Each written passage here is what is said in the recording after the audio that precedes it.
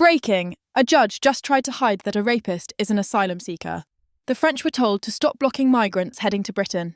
Rwanda is suing us, and today thousands flooded London streets because they've had enough. You work 50-hour weeks, you wait months for a GP appointment, your heating bill doubled, your rent went up again, and then you see it.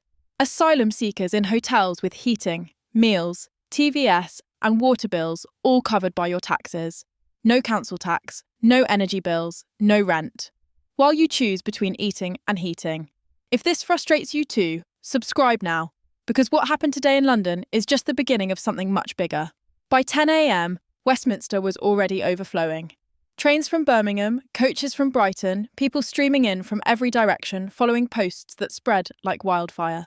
Police knew this was coming, but they didn't expect these numbers. Riot shields went up around Parliament and Downing Street hours before the first bottle was thrown.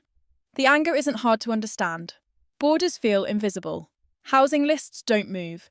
Bills keep climbing while wages flatline. And in town after town, asylum hotels operate with the heating cranked up year-round, meals delivered 3 times a day, and televisions in every room, all funded by taxpayers who can't afford their own heating. This isn't about hating people. It's about a system that forgot who pays for it. By noon, tens of thousands packed into a space designed for half that many. Banners demanded control, accountability and answers. Chants echoed off government buildings. Police loudspeakers ordered crowds to spread out, step back, create space. But the people at the back couldn't hear. They kept pushing forward. The people at the front had nowhere to go. That's when it turned. Shouting became shoving. Glass bottles arced over heads. Police shields advanced, not to attack, but to stop people from being crushed. Several protesters went down in surges, panicking as others tried to pull them up before boots trampled them. Medics rushed in for panic attacks, crush injuries, breathing problems. Officers took hits too, bottles, cans, fists. Nothing life-threatening, but enough to strain teams already stretched thin from months of back-to-back protests and riots. Then the crowd fractured. Groups broke off into side streets. What was one flashpoint became 5, then 10. Police vans screamed between locations. Helicopters circled, feeding real-time updates to commanders scrambling to contain chaos spreading across central London. By evening, dozens were arrested. Violent disorder, public order offences, assault on officers. Police insisted the operation was about protection, not punishment, keeping people safe while preventing London from tipping into full-scale riots. But even after dark, Westminster stayed locked down. Tube stations shut with zero warning. Buses terminated miles from their routes. Thousands of workers walked home through unfamiliar streets, dodging police lines and lingering crowds who refused to leave. Online, footage exploded everywhere. Shields advancing, smoke drifting, protesters shouting back. Each video racked up 500,000 views within hours, pulling more people toward the capital and hardening opinions across the country. Some of the rage was fueled by lies. After 3 young girls were stabbed to death recently, false claims spread online that the attacker was an asylum seeker. He wasn't. He's a teenager born in Wales.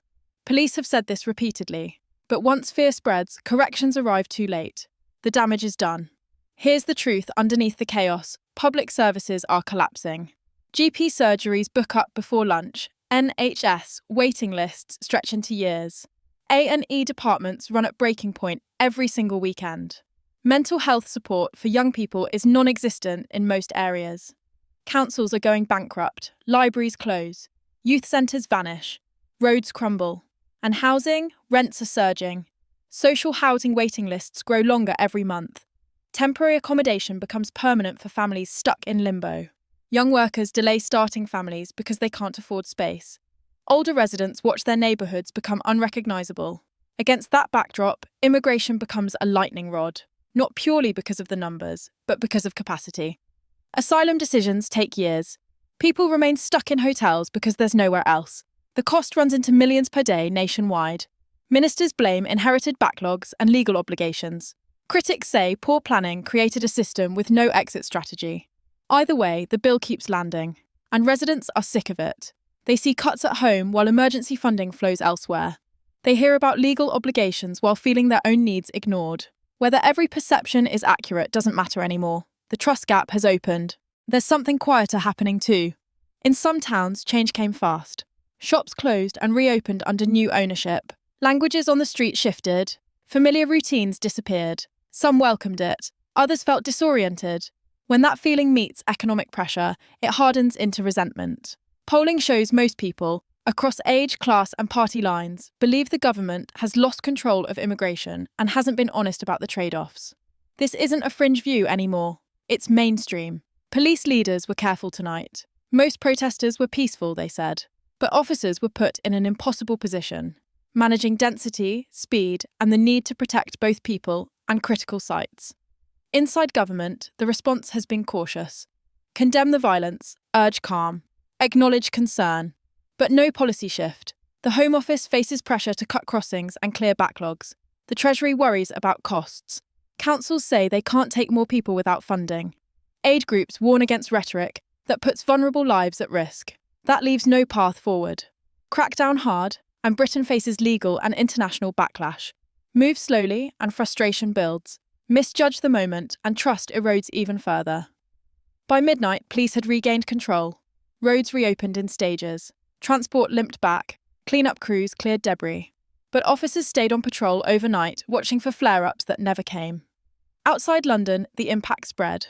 Smaller protests erupted elsewhere, sparked by footage from the capital.